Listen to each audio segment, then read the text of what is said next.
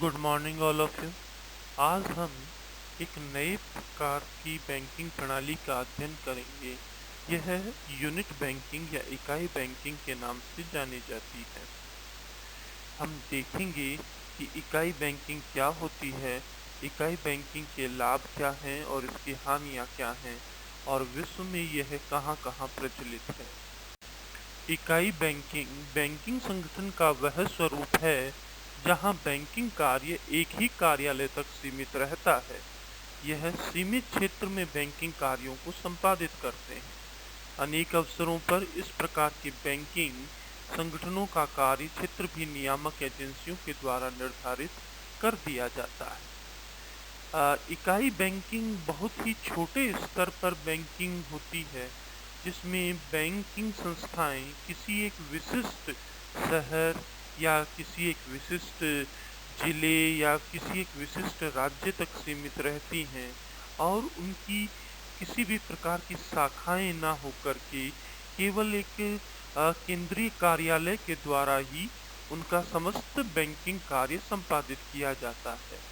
ये बैंकिंग जो तंत्र है वो केंद्रीकृत तंत्र होता है, जिसमें किसी भी प्रकार की शाखा नहीं होती है और केवल एक ही कार्यालय होता है। उसी कार्यालय के द्वारा संपूर्ण बैंकिंग कार्य संपादित किए जाते हैं। इकाई बैंकिंग प्रणाली मुख्य रूप से पूंजीवादी देशों में प्रचलित होती है, जहां पर बड़े बड़े पूंजीपति अपने स्वयं के छोटे छोटे बैंकों की स्थापना कर लेते हैं और अपनी अनुषंगी कंपनियों के लिए बैंकिंग एवं वित्त की सेवाएं उपलब्ध करवाने का कार्य करते हैं। इस प्रकार की जो बैंकिंग प्रणाली है, यह मुख्य रूप से हमें संयुक्त राज्य अमेरिका में देखने को मिलती है।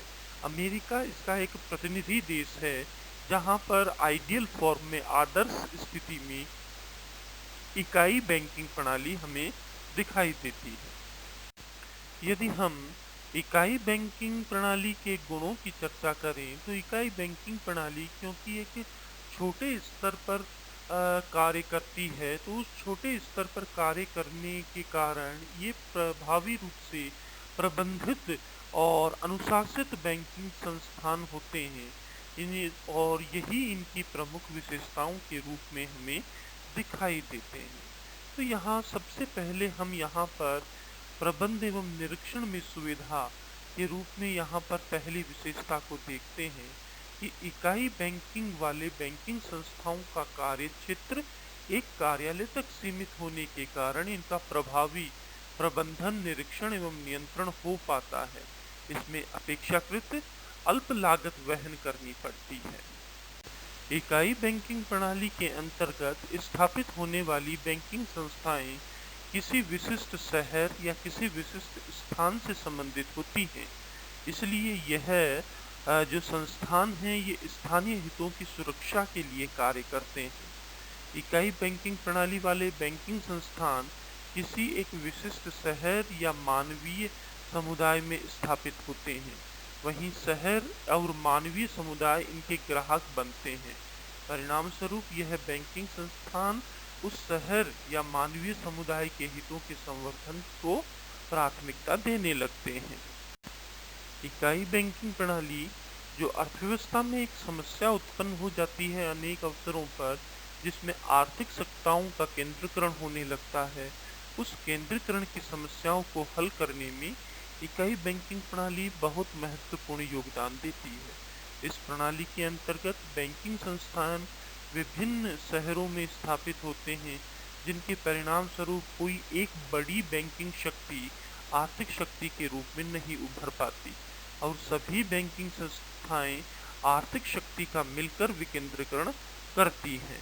और ऐसी स्थिति में केंद्रीकरण की जो समस्याएं हैं वो इस प्रकार की बैंकिंग प्रणाली वाले ढांचे में कभी भी उत्पन्न नहीं हो पाती। इकाई बैंकिंग प्रणाली स्वतंत्र व्यावसायिक सिद्धांतों के सर्वथा अनुकूल है, क्योंकि इसके अंतर्गत निजी व्यापारी को अपनी योग्यता के प्रदर्शन के पर्याप्त अवसर प्राप्त होते हैं। प्रत्येक व्यवसायी अपने योग्यता और क्षमता के आधार पर छोटी छोटी व्यापारिक बैंकिंग पद्धति प्रणालियों और संगठनों को स्थापित करके अपने व्यवसाय को अपनी कुशलता और योग्यता के आधार पर संचालित करते हैं। इकाई बैंकिंग प्रणाली की अगली विशेषता हम व्यक्तिगत प्रेरणा के रूप में देखते हैं।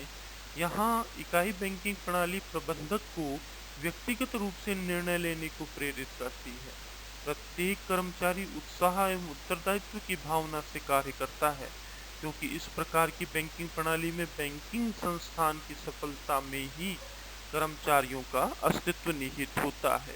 अगर किसी विशेष अवसर पर बैंकिंग संस्थान को नकारात्मक वित्तीय परिणाम भुगतने होते हैं तो उसका सीधा प्रभाव बैंकिंग कर्मचारियों एवं प्रबंधकों पर पड़ता है।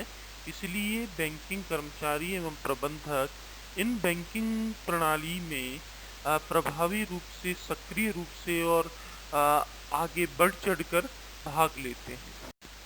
इकाई बैंकिंग प्रणाली के अंतर्गत कार्य क्षेत्र अत्यंत सीमित होने के कारण कुशलता एवं सेवा की गुणवत्ता अत्यंत महत्वपूर्ण हो जाती है।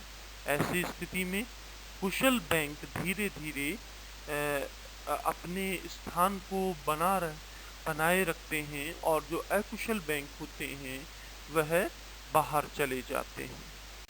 इकाई बैंकिंग प्रणाली के अंतर्गत स्थापित होने वाली बैंकिंग संस्थाएं किसी विशिष्ट स्थान पर स्थापित होती हैं और ये छोटी छोटी इकाइयों के रूप में स्थापित होती हैं, जिनके परिणाम स्वरूप ये केवल उस क्षेत्र के विकास के संबंध में अपने कार्यों को समर्पित करती हैं जिस क्षेत्र में ये स्थापित होती हैं।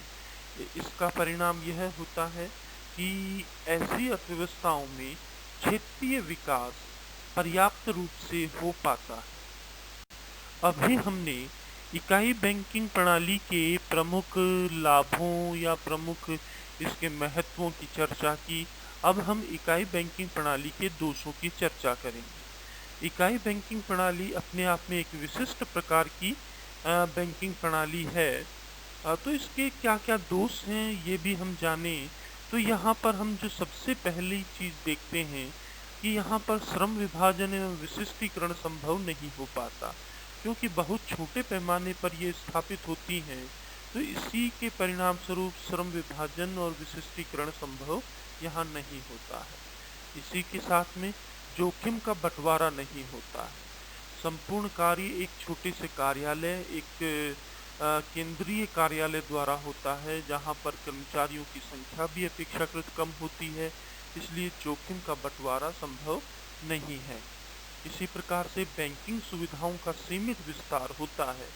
एक बैंक अपने सीमित क्षेत्र तक ही अपने कार्यों को संपादित करता है, अन्य क्षेत्रों में अनावश्यक हस्तक्षेप वह नहीं करता है और अनेक अवसरों पर नियामक संस्था भी उसका कार्य क्षेत्र निर्धारित कर देती है।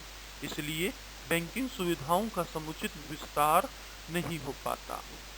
साथ ही बड़े पैमाने के उत्पादों के लाभ भी यहाँ पर प्राप्त नहीं होते हैं और विशेषज्ञों का अभाव होता है, क्योंकि ये बहुत ही छोटे स्तर पर स्थापित होते हैं। इसलिए जो बैंकिंग और वित्तीय प्रणाली और मुद्रा बाजार से संबंधित जो विशेषज्ञ हैं उनकी सेवाएं ये बैंकिंग संस्थान नहीं ले पाते हैं। साथ ही बैंकिंग सेवाओं का प्रसार नहीं हो पाता, क्योंकि ये अपने आप को एक छोटे से शहर या स्थान तक ही सीमित रखते हैं और वहीं नकद कोषों की अधिक मात्रा यहाँ पर पाई जाती है, क्योंकि छोटे स्थान या शहर में स्थापित होने के कारण इनके द्वारा जो प्रभावी रूप से कोषों का उपयोग नहीं हो पाता और अनेक अवसरों पर ऋणों की मांग ना होने के कारण ये अपने आप को अनार्थिक कोषों से भरा हुआ महसूस करने लगते हैं। इसी प्रकार से धन हस्तांतरण में कठिनाई होती है, ब्याज दरों में भी अर्थव्यवस्था में असमानता की स्थिति उत्पन्न हो जाती है और सरकारी नियंत्रण से असुविधा उत्पन्न होती है। आज हमने बैंकिंग प्रणाली के संगठनात्मक स्वरूप में इकाई बैंकिंग की चर्चा की और इसके लाभ, इसकी हानियाँ और इसकी विशेषताओं को देखा। इकाई बैंकिंग अपने आप में विशिष्ट स्थान रखती है, लेकिन यह बैंकिंग प्रणाली ऐसी अर्थव्यवस्थाओं जहां आकार पर्याप्त रूप से कम रहा हो या पूंजीवाद का समुचित विकास हुआ हो, उन्हीं स्थानों पर ये बैंकिंग प्रणाली संभव है। धन्यवाद।